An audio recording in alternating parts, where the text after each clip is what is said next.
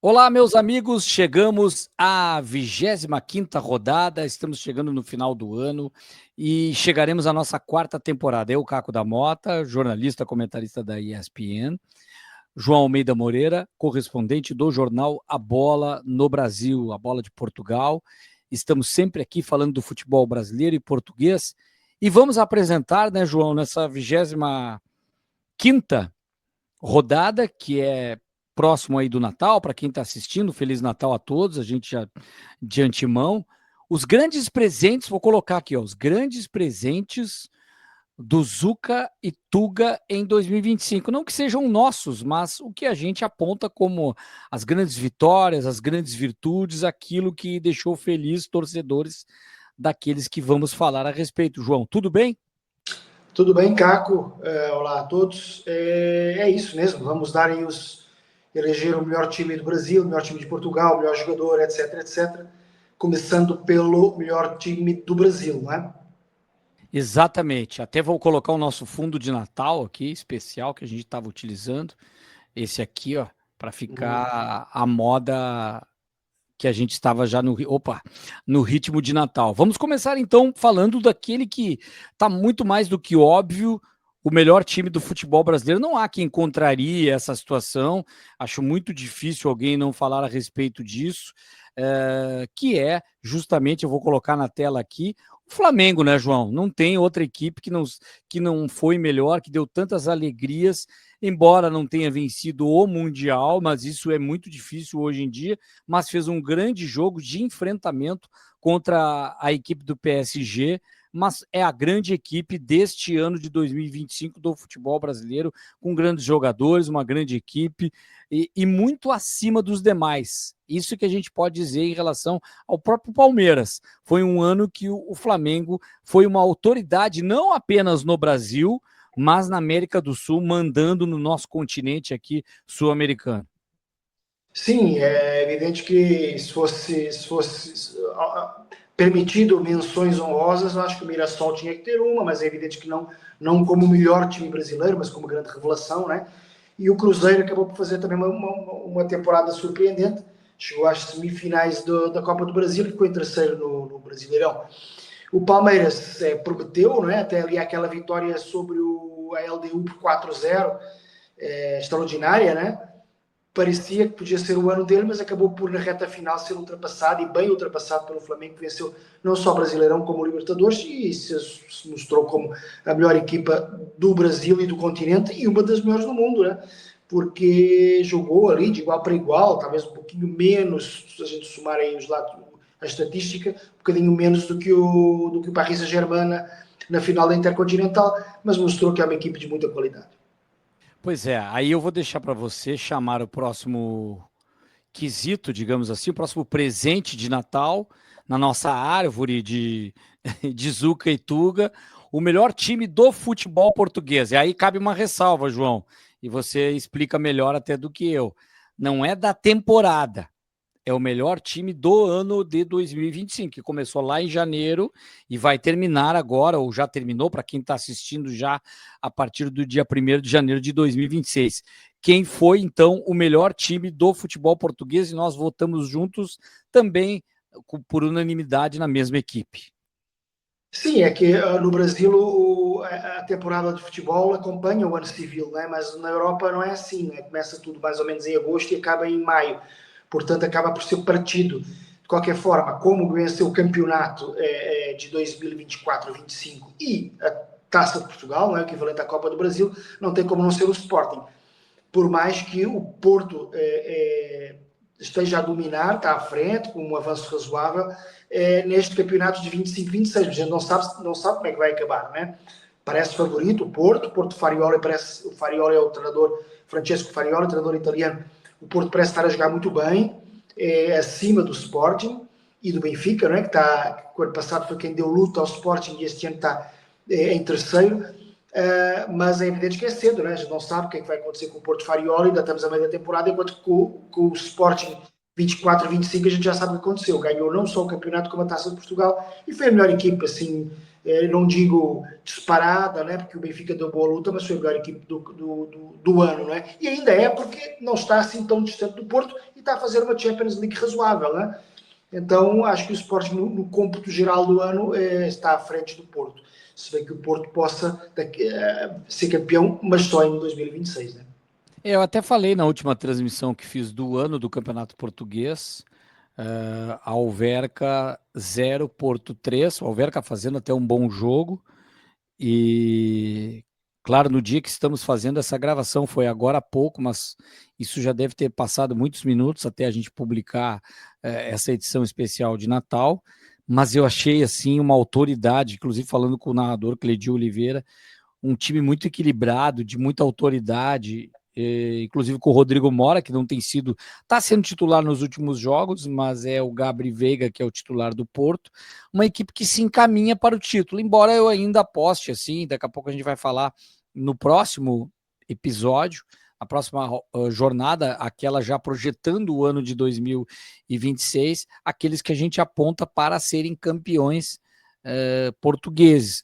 O Sporting está muito próximo, mas vejam que são até terminar esse jogo, ainda tem um jogo, teria um jogo, e pode já ter acontecido, certamente, já aconteceu para quem está vendo agora, do Vitória diante do Sporting. Então, até esse jogo terminado, no mínimo o Porto vai manter 5 pontos de diferença, ou se não 8 a mais. O que dá para dizer que o Pai Natal, ou em Portugal, ou Papai Noel, esse ano é azul. O Sport é o melhor time do ano, mas o Papai Noel, o Pai Natal é azul e não é vermelho, porque depois de 7 anos, por 7 temporadas, que não acontece isso. Na virada do ano, o Porto ser a melhor equipe desse recorte para a temporada que será retomada depois no ano novo. E mesmo em 2018 e 2019, depois o Benfica ainda foi campeão. Só 2 temporadas depois é que o Porto, com o Sérgio Conceição, enfim, finalmente ganha o título, e agora o Porto tem tudo para ganhar mais uma temporada, um título português. Mas ficamos então com o Sporting, que é a melhor equipe do ano de 2025, um grande presente, até porque foi bicampeonato, né, João?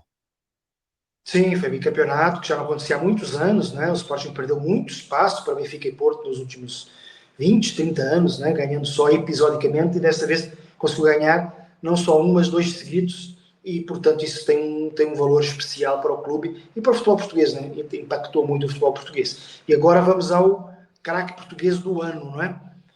Sim, que não é no campeonato português, é qualquer jogador português, craque do ano, qualquer parte do mundo, em qualquer clube. Quem foi ele, então? Eu voto, e acho que você votou igual, né? Voto no Vitinha, que ficou na lista dos melhores do mundo, inclusive, do ano, ganha pelo colega de equipe dele, Dembélé, e é evidente que para fazer também aqui uma menção honrosa, o Nuno Mendes e o João Neves, que são os colegas de equipe dele no Paris Saint-Germain, também merecem uma palavra, jogaram muito bem. O Gonçalo Ramos também é do PSG, mas está um pouquinho abaixo, não é titular absoluto. Mas o Nuno Mendes e o João Neves também merecem uma palavra. Mas o Vitinha foi o melhor, não é? O Vitinha é um jogador extraordinário, está-se assumindo como patrão até da seleção portuguesa, e por isso é o vencedor com mais ou menos clareza, né? Inclusive o Dembélé, que é francês, enfim, apontado como melhor do mundo, nessa premiação de bola de ouro, enfim, ele.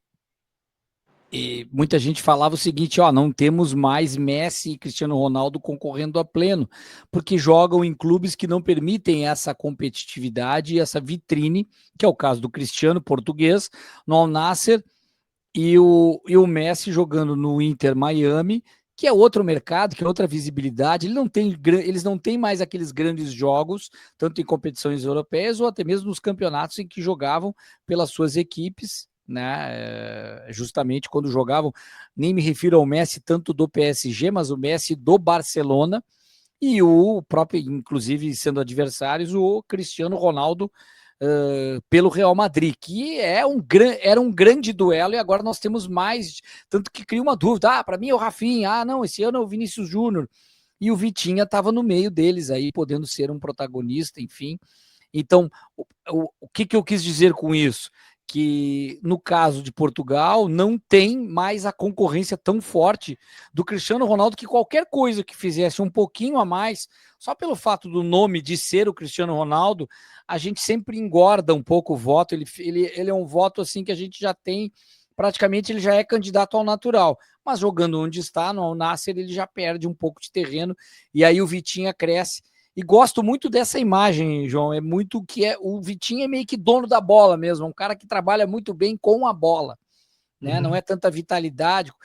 Essa imagem diz muito que é o Vitinha, inclusive sendo um jogador assim também na própria seleção de Portugal. Então, por isso, merecidamente, esse é o cara de Portugal. Agora, o brasileiro é o Rafinha, Sim. que nós votamos juntos. Mas aí eu vou fazer uma pergunta para ti. O Rafinha, qual que você decidiu mais rápido? O craque brasileiro do ano ou o craque português? O Vitinha foi assim, eu não precisei nem pensar. O Rafinha eu fui, mas não que o Rafinha não tenha sido. Ele é o mais expoente. Mas eu tentei procurar outro. O próprio Estevão, tentei ver se nesse período não poderia tirar esse lugar do Rafinha. O Vinícius Júnior perdeu o terreno. Até é um absurdo, está sendo vaiado pelo torcedor do Real Madrid, não chega tanto, mas não é uma boa temporada do Vinícius como a outra que ele foi melhor do mundo. Eu também fui mais rápido a escolher o Vitinha, porque nos últimos 4, 5 anos o grande jogador brasileiro tem sido o Vini Júnior, né? Então a tendência é escolher Vini Júnior, mas depois aí pensei que era impossível, né? Em 2025 o Rafinha jogou muito mais do que o Vini Júnior, foi um dos melhores jogadores do mundo, enquanto que o Vini Júnior não digo que esteve apagado, com um jogador como o Vini Júnior nunca está apagado, mas ficou em segundo plano face ao Rafinha. Mas sim, respondendo à sua pergunta, o Vitinha foi mais fácil essa escolha. E você já mencionou o Estevão, também só por uma questão de menção, falar do Marquinhos, né, capitão do Paris Saint-Germain, também teve ao seu mais alto nível. É evidente que um defesa central ou zagueiro, como se diz no Brasil, é sempre um pouquinho prejudicado nestas votações, mas o Marquinhos é um dos grandes defesas, um dos grandes zagueiros do mundo, só para fazer uma pequena menção, já que é o capitão do grande clube da temporada, né? E essa dúvida nossa aqui do Rafinha em relação ao Vitinha, não é dúvida, mas o Vitinha é que o Vitinha é mais consistente o tempo inteiro no mesmo nível.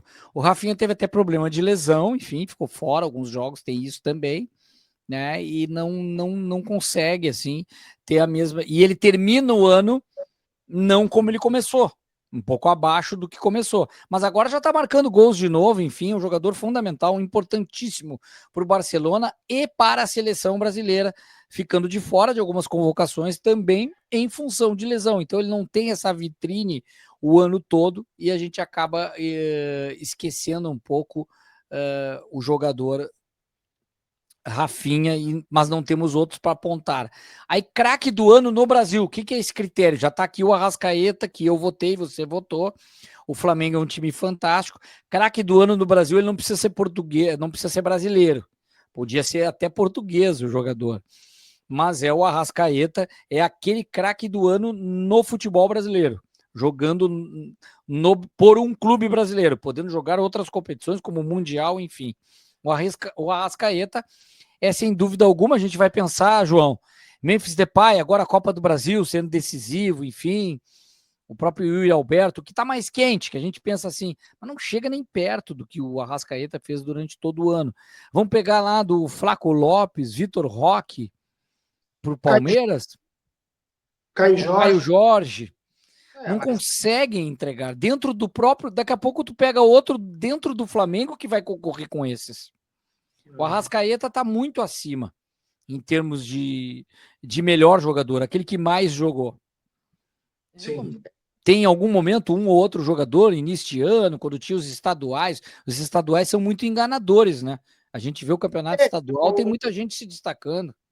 Para mim, assim, é um hábito que eu tenho de Portugal, acho que todos os portugueses, todos os europeus têm, que é o Brasileirão, né? O campeonato é o que decide, né? É a grande prova. A Copa do Brasil, ou outras provas aqui, os estaduais, em Portugal a Taça da Liga, são figurantes comparado com o Brasileirão. E o Brasileirão, o Arrascaeta foi claramente o melhor jogador.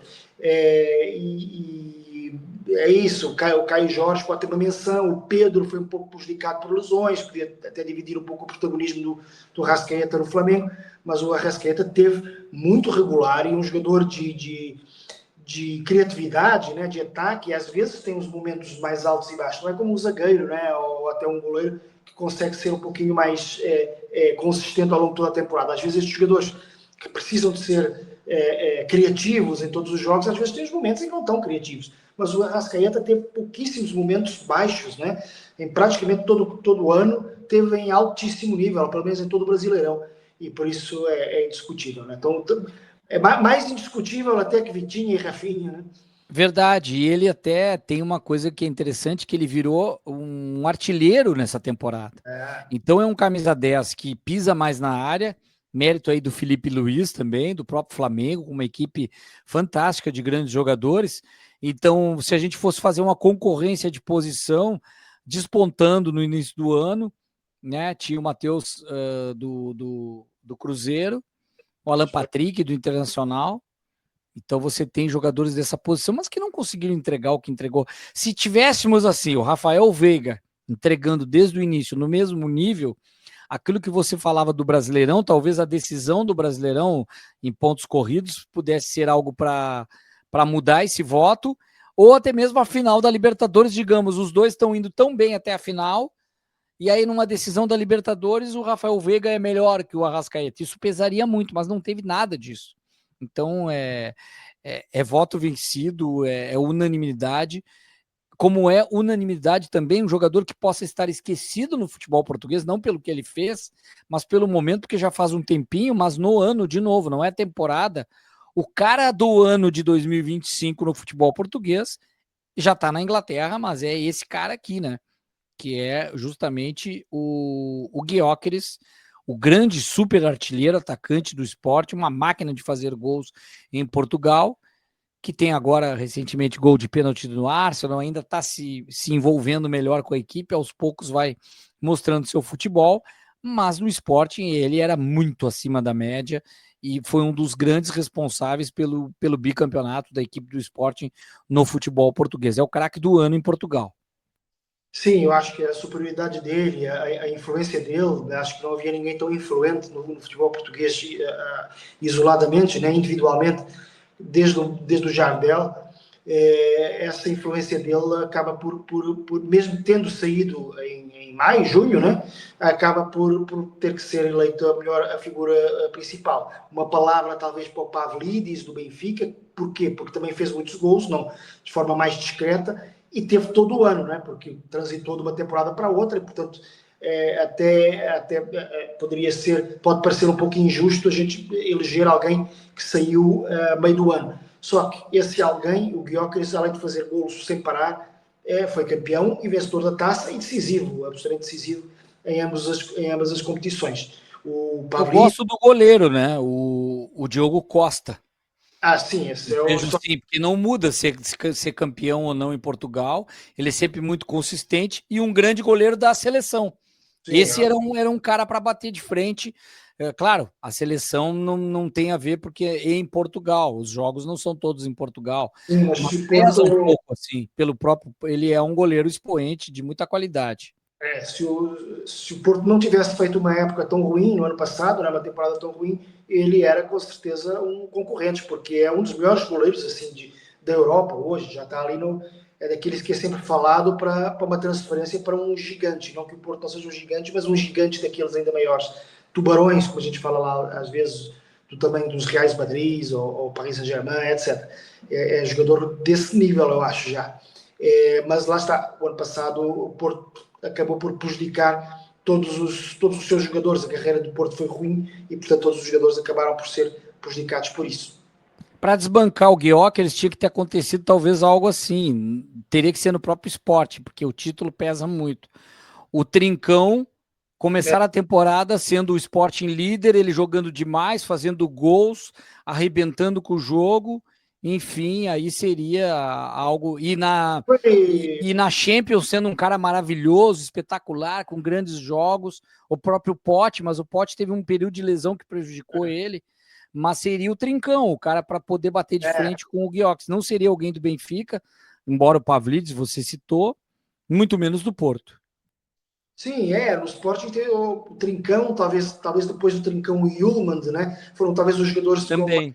com mais rendimento, mas é evidente que, bem ou mal, no futebol, o golo, quem faz o golo acaba por ser o cara decisivo e ele fez não só os gols, como muitos gols. Tanto que foi o melhor goleador da Europa, enfim. Não tem como não ser ele, com a tal menção honrosa que eu gostava de fazer para o Pavlidis, que tem sido muito regular também, goleador muito regular, só que lá está, não conquistou títulos tão relevantes, conquistou supertaça e tal, mas tem marcado também bastantes gols. Aí deixar um pouquinho de mistério para que quem está nos acompanhando aqui, seguindo a sequência, imagem do ano do futebol brasileiro. O torcedor pode pensar assim, vai pensar no seu clube, alguma coisa, talvez o Aeroflá lá, aquela festa dos torcedores, né? Sempre tem alguma coisa. Ruas de Fogo, o Internacional não foi bem na Libertadores, mas era uma festa bonita. Às vezes um torcedor que se emociona, alguém que dá uma camiseta ou uma camisola, como se diz em Portugal, para uma criança num hospital e é uma cena que marca, alguém cantando alguma música, uma coisa diferente num estádio de futebol e nada que seja dramático no futebol brasileiro. A gente pensa sempre mais uma alegria ou uma grande homenagem, mas aí você pegou muito bem quando a gente estava debatendo essa questão da imagem e não temos aí nada mais. Eu até pulei aqui, né? Porque nós íamos para o melhor técnico, né?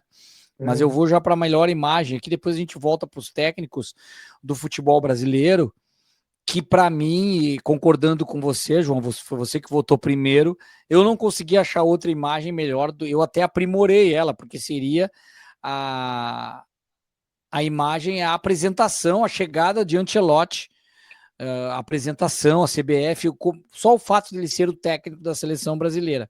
E aí a gente lembra, encontra, quando a gente vai fazer a apuração, lembramos que o ex-técnico campeão mundial, o último campeão mundial, pentacampeão Luiz Felipe Scolari, entrega para ele uma jaqueta, enfim, um uniforme utilizado, o casaco do Zagallo, numa grande homenagem do Mário Lobo, Jorge Lobo Zagallo, o grande técnico brasileiro com tanta história, enfim, e já falecido, e que aí recebe essa homenagem do Filipão também num reconhecimento, certamente que motivo de muito orgulho essa peça, o Ancelotti poder ter na sua casa essa peça que não é a dele, né, mas fizeram em homenagem a ele, e ele leva esse casaco do grande Zagallo, quem sabe ele usa em algum jogo importante da Copa do Mundo como um talismã para a seleção brasileira. Isso pode de alguma forma, se ele alguém que supersticioso, pode até se aproveitar disso.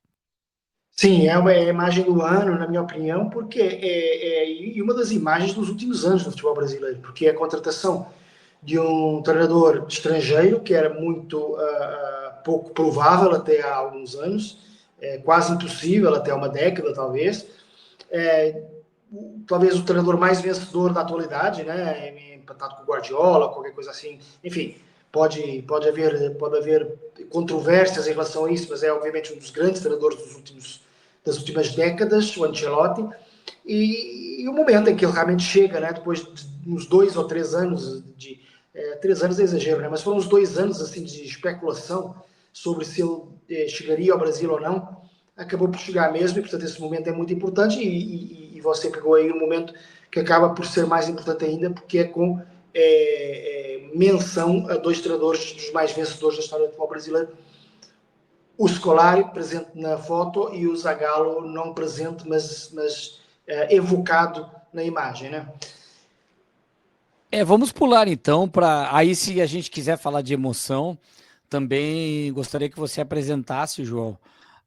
Não há imagem mais forte no futebol português do que as homenagens que tivemos no ano de 2025. Sim, houve vitórias, inclusive Portugal venceu uma competição, né? Liga das Nações, deveria ser essa a imagem em princípio, eventualmente o Sporting ser bicampeão e tal, como eu falei há pouco, que não acontecia há muitos anos, mas não tem como ser outra imagem do que as homenagens feitas ao Diogo Jota, né? Foi uma tragédia que aconteceu no futebol português, um choque imenso, né? Um jogador no auge da carreira. É evidente que esse acontecimento acaba por sobrepor a qualquer outro acontecimento. Né? Foi um dos grandes acontecimentos, infelizmente, pelo lado triste, mas foi um dos grandes acontecimentos do ano no futebol. Né? A perda de um jogador de elite, um jogador de seleção portuguesa, de Liverpool, foi realmente muito, muito chocante e acaba por suplantar qualquer título que tivesse sido ganho, inclusive pela seleção portuguesa, o tal da Liga das Nações, onde ele jogou, né? Ele jogou nessa partida com a Espanha na final, entrou no segundo tempo, ou na prorrogação, já nem lembro, Sim. e acabou por morrer semanas depois, né? E o irmão junto, isso que é E o pesado. A gente está irmão, colocando aquele que é o jogador mais conhecido, mas o irmão junto no acidente de carro, o que foi ainda mais triste para toda a família Jota e para os amigos. Quem é amigo do Diogo Jota certamente conhecia também o irmão, André, né? André Silva, sim. André Silva, que também morreu num trágico acidente, daquela volta de férias, aquele tipo de coisa, que é muito comum entre jogadores, mas que a gente jamais imaginava que aconteceria. É daquelas coisas que vira madrugada, quando a gente vê a notícia, não tem volta, mas parece até mentira, a gente não está acreditando que aquilo possa ter acontecido. Tamanha comoção de torcedores em Portugal, em toda a Europa, todo mundo, porque o mundo do futebol ficou muito triste e se viu essa imagem em vários estádios, mundo afora, principalmente na Europa, com o reconhecimento desse grande jogador e ser humano fantástico que era, e todos os companheiros falavam, não é só porque morreu, mas o Diogo Jota era um cara alegre, festivo, divertido, colocaram clipes ali dele sempre brincando, enfim, com os companheiros, que acaba comovendo todos nós. Essa é uma imagem e também a nossa homenagem a esse fantástico personagem e jogador, ele e seu irmão, que morreram neste ano de 2025. Mas eu vou voltar aqui também, João, para os quesitos de técnicos. Já falamos ali de uma imagem do ano brasileira, que é o Ancelotti, mas o melhor técnico brasileiro da temporada. E aí não tem tanta dificuldade assim, mas a gente apontou o novato, recém-chegado, ainda não renovado, pode ter renovado após a gente colocar o programa no ar e você está assistindo isso e o Felipe Luiz renova com o Flamengo, mas é um jovem técnico que chegou com tudo e que, sem dúvida alguma, é um forte candidato para futuramente também ser técnico da seleção brasileira por tudo que tem feito, da maneira que chegou, da visão de jogo que ele tem, a maneira que ele faz a gestão do vestiário, que a gente vê mesmo o jovem tendo muita autoridade com os jogadores, porque quem tem conhecimento e autoridade se impõe da maneira que o Felipe Luiz se impôs, inclusive no episódio com o Pedro, poucos técnicos mais experientes não fizeram isso com outros jogadores.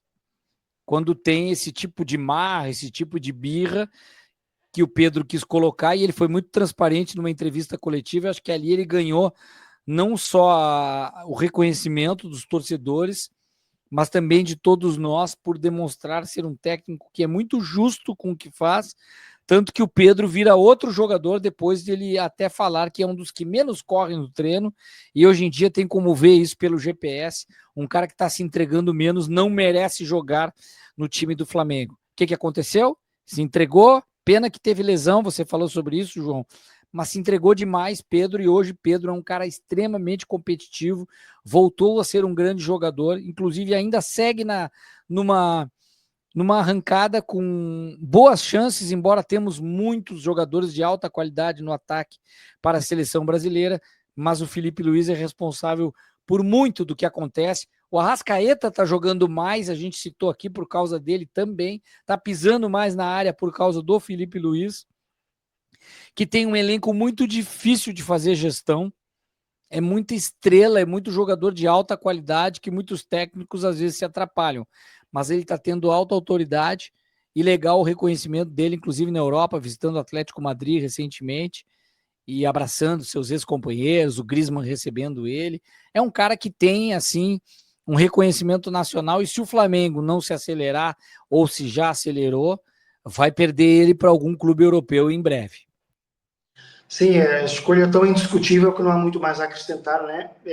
A única coisa que eu queria acrescentar é que o Rafael Guanais merece uma menção por causa do que fez no Mirassol, mas obviamente que acaba suplantado pelos títulos e pela qualidade do Filipe Luís. Também uma menção, acho que só mesmo a menção, acho que justifica o Dorival Júnior por ganhar agora a Copa do Brasil, embora a temporada do Corinthians tenha sido muito irregular, mas enfim, mas ganhou um título, mais um, né, a quarta Copa do Brasil na carreira dele. Então só uma pequena menção, mas o Filipe Luís é indiscutível. E teve o duelo de brasileiros com o próprio Diniz e o Dorival levando vantagem. Da maneira que ganhou, meio que uma virada de expectativa, ele termina o ano muito bem. Agora, os dois técnicos finalistas da Copa do Brasil são os dois que não deram certo. Não é que não deram certo, não foram bem na seleção brasileira, num momento muito conturbado também. A gente já falou muito sobre isso. O pessoal pode ir lá no canal, se inscreva no canal, vejam. Não é só. Nós não temos só discussões tão temporais, factuais, assim, são atemporais também. A gente fala muito dessa questão de por que não funcionaram num momento muito conturbado, mas não foram bem. Também não dá para passar pano sobre o que não fizeram na seleção brasileira os dois, embora com muita agora méritos para o Vasco e o próprio Corinthians, com muitas dificuldades. Corinthians uma questão política muito forte, o Vasco questões contratuais de SAF que sai, que muda, Pedrinho assume do jeito que assumiu. É interessante, são duas equipes que pelo menos chegaram a uma decisão, e aí nessa decisão dentro do Maracanã foi uma grande vitória do Corinthians. O Dorival cresce demais, Guaianais também, e o próprio Abel Ferreira, que não teve título assim importante e acaba ficando atrás do Filipe Luís. Se fosse fazer um duelo, se o Abel tivesse ganho a Libertadores, certamente nós estaríamos apontando o Abel aqui, não o Filipe, porque foi ali que, mesmo com o título brasileiro do Flamengo, eu acho que a Libertadores a gente colocaria como estrategista, até porque o time do Abel não tem tantos jogadores como tem o Filipe Luís, mas ele não é brasileiro, tem isso também, né? Ele é um técnico português, seria o melhor técnico no Brasil, daí tem isso também, né? Teria que ser o melhor técnico no Brasil, mas mesmo se fosse esse o quesito, não seria ele, seria o Filipe Luís, não há discussão. Algo mais a acrescentar? Não tem muito, né, João, nesse aspecto aí, né? Não tem muito. Eu pego aí a carona aí do Abel para falar que o melhor técnico português, embora Portugal tenha bastantes técnicos bons em lugares de destaque, nenhum deles brilhou muito. O Vítor Pereira, aquele que passou por Corinthians e Flamengo, esteve entre os nomeados para o melhor treinador da Premier League de 24 a 25, mas o início da temporada 25-26 foi tão ruim que obviamente que anulou tudo o que ele fez no primeiro semestre, que foi muito bom. O Wolverhampton, que ele treinava, estava quase caindo e ele conseguiu recuperar, e com muitas vitórias. Mas, e por isso, como o Abel, ao contrário do que é costume, não brilhou tanto aqui no Brasil, outros treinadores também não houve triunfos, né? Não houve grandes vitórias, campeões de algum campeonato mais importante, daquelas top 5 ligas, etc. Acaba por ser o Rui Borges, né? Porque conseguiu, em circunstâncias difíceis, primeira experiência dele num grande. Claro que os torcedores do Vitória de Guimarães vão achar que foi a segunda experiência dele num grande, porque acham o Vitória de Guimarães grande, mas enfim, num grande de Portugal. Foi a primeira experiência difícil, substituindo o Ruben Amorim, ou substituindo, melhor dizendo, o João Pereira, né, que substituiu o Ruben Amorim, numa altura em que o Sporting estava ali colocando tudo em causa, e ele conseguiu aos poucos ir equilibrando e ganhar o campeonato e a Taça de Portugal. Portanto, foi o melhor treinador português. Acho que também não há grandes dúvidas, o melhor treinador português do ano. E aí o Rubem Amorim, que tem o trabalho iniciado, Uhum. o Antônio Pereira, que foi mal. O Vitor. Então o desafio do Rui Borges foi ainda maior, porque era pegar toda essa instabilidade, desconfiança que havia, porque o Rubem Amorim ninguém tinha dúvida de que poderia ir tão bem assim. E E não há outro técnico que a gente possa falar fora, assim, o Jorge Jesus não fez grande coisa do que a gente pode falar, mesmo no mercado árabe ganhando pelo Al Hilal, mas ele não tem, assim, lá é meio que ou é um ou é o outro, também não tem muito o que fazer ali. O Sérgio Conceição ficou parado por um tempo, né? E então ele acaba se destacando, e o próprio Rubem Amorim acaba no Manchester United, não consegue ser o mesmo se ele tivesse destacado, e não precisava ser campeão, mas se ele tivesse nas cabeças, assim, fazendo, ele está sendo muito criticado, ele está balançando há muito tempo, na verdade. Então é complicada a situação. Não, eu só queria acrescentar que daí, porque eu falei que o Vítor Pereira foi um dos destaques da Premier League 2024-2025, e outro grande destaque foi o Nuno Espírito Santo, né? Português, que levou o Nottingham Forest a uma posição Também. boa. Só que também caiu agora no início deste ano, mais até por conflitos com os dirigentes, etc., do que propriamente por resultados, mas também caiu. Então acabaram por, tanto o Nuno Espírito Santo como o Vítor Pereira, por manchar um pouco o ano, né? Não mancharam a temporada 24-25, excelente, mas a temporada 25-26 ficou ruim, não é? Com esses despedimentos de que eles foram alvo. Inclusive a gente pode também citar outras temporadas. Aí a gente tem o Arthur Jorge, mas aí pelo Botafogo, Isso mas aí não tem essa continuidade, né? Vai para o Catar, o torcedor do Botafogo pode falar, vai de Catar, né? O cara saiu do mercado, foi para outro mercado, e aí é difícil, enfim, né?